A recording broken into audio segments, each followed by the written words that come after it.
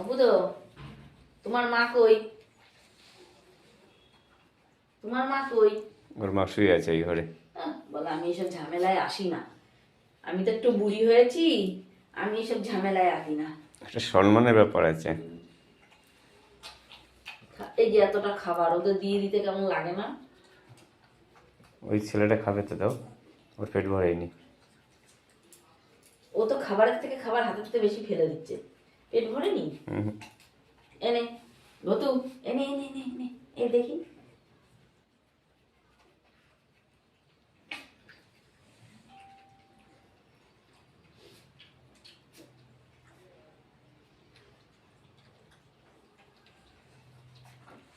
তারা একজন একজন করে খা।